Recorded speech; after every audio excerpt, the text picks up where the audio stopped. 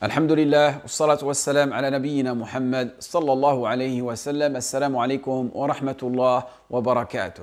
Dans cette vidéo, nous allons essayer de répondre ensemble à une question importante, une question éminente que beaucoup de musulmans se posent de nos jours. C'est est-ce que je dois rattraper mes prières? Une personne qui a délaissé la prière pendant une période déterminée, est-ce qu'elle doit la rattraper, oui ou non? Avant de répondre à cette question, il est important de faire la distinction entre une prière délaissée d'une manière volontaire et une prière délaissée d'une manière involontaire. Si c'est la première fois que tu te retrouves sur cette vidéo, n'hésite pas à t'abonner à la chaîne et activer la cloche pour recevoir toutes les notifications.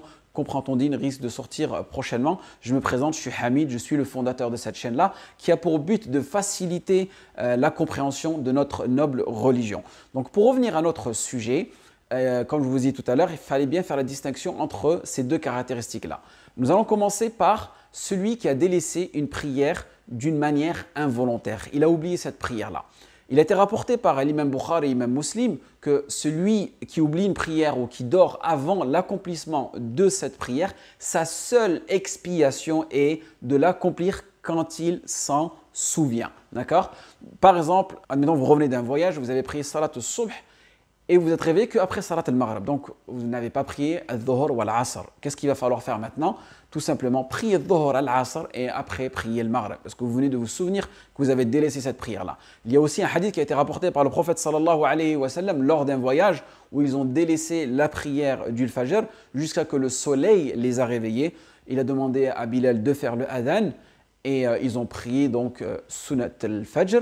Et ensuite, ils ont prié Salat al-Subh. Donc, pour vous dire, voilà, on est des humains, on peut se retrouver dans cette situation-là. Maintenant, la deuxième question, qui est un peu plus importante, c'est est-ce que si quelqu'un a délaissé une prière d'une manière volontaire, est-ce qu'il doit la rattraper ou pas? Ici, nous avons différents avis au niveau des savants.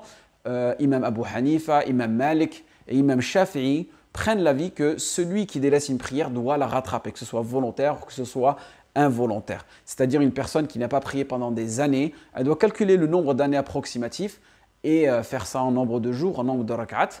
Cet avis-là, il n'est pas évident, surtout de nos jours. Une personne qui n'a pas prié depuis 20, 30, 40 ans, elle va se retrouver à rattraper des milliers et même des dizaines de milliers de rak'at.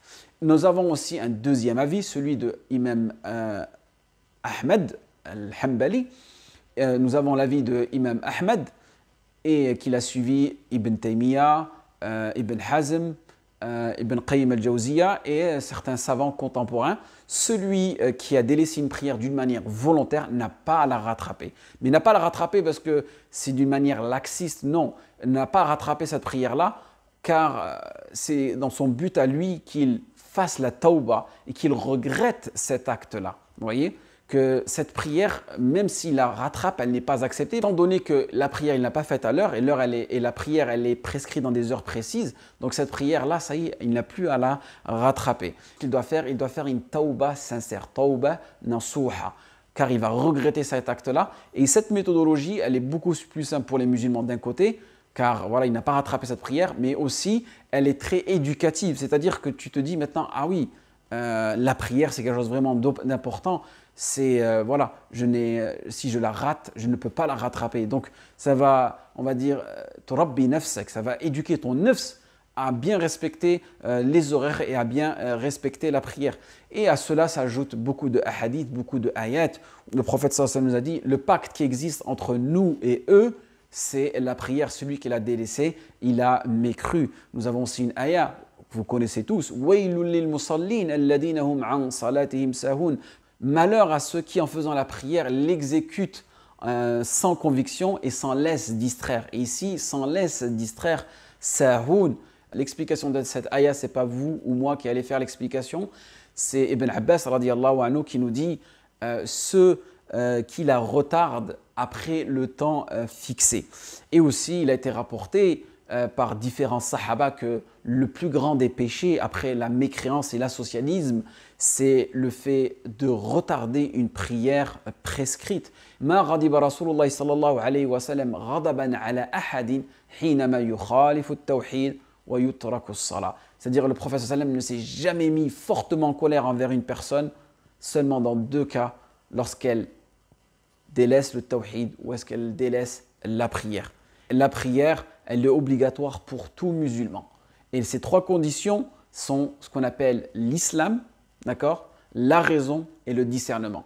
Donc si tu es un musulman, la prière est obligatoire pour toi. Si tu as la raison, tu es conscient, en état de conscience, la prière elle est obligatoire pour toi. Et si tu as le discernement, c'est-à-dire que là tu peux faire partie des gens de la prière, c'est à partir de 6, 7, 8 ans, d'accord. Et elle devient obligatoire à la puberté, d'accord. Donc il faut une petite distinction entre puberté et discernement.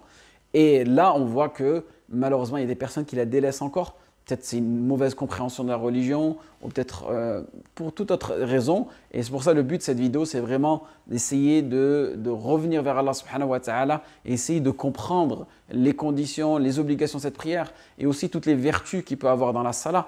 Car voilà, on a tous un foyer spirituel en nous et ce foyer spirituel, il ne faut pas le démolir. Et l'une des manières de démolir ce foyer spirituel, c'est d'abandonner la salat. Parce que la salat est un pilier.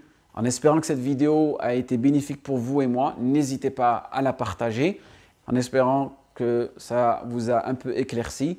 Je vous dis à une prochaine vidéo. Wassalamu alaikum wa rahmatullah wa barakatuh.